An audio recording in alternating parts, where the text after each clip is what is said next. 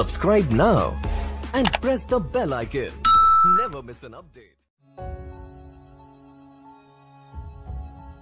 एक बार आसमान में उड़ते हुए कौवे ने नीचे एक सारस को देखा और सोचा ये दुनिया का शायद सबसे खूबसूरत पक्षी है, क्योंकि इतना अच्छा सफ़ेद कलर है इसका।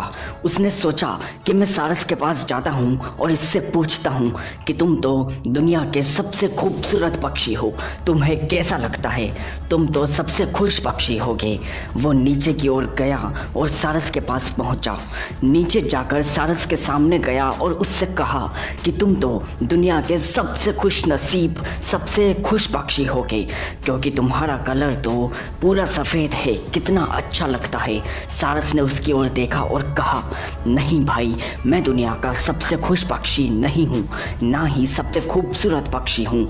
जब भी मैं तोते को देखता हूँ, उसका हरा कलर देखता हूँ, उसकी लाल चोंच देखता हूँ, उससे जल जाता हूँ।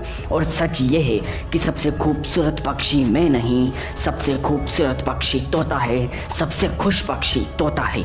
कौवे को ये बात बहुत ठीक लगी। अब वो तोते के पास पहुंचा और उससे कहा कि तुम तो दुनिया के सबसे खुश नसीब, खूबसूरत, खुश पक्षी हो, तुम्हें कैसा लगता है।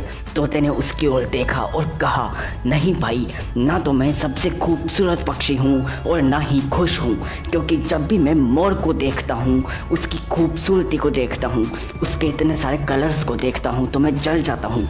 मैं सोचता हूँ काश मुझे भी उसकी जैसी खूबसूरती मिली होती। कौवे को फिर से ये बात ठीक लगती है और वो मोर के पास जाता है और कहता है कि भाई मोर, तुम तो दुनिया के सबसे खूबसूरत पक्षी हो, तुम सबसे खुश पक्षी हो के ना।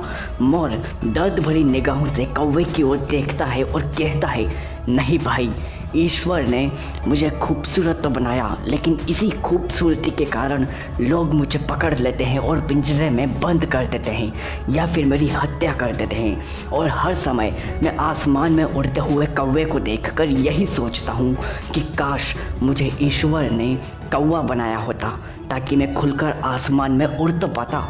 कौवे ने मोर की जब ये बात सुनी तो उसे ज़िंदगी का असली मकसद पता चला। क्या आपको पता चला? ईश्वर ने इंसान को जो भी चीज़ दी है, इंसान उससे कभी खुश नहीं रहता है।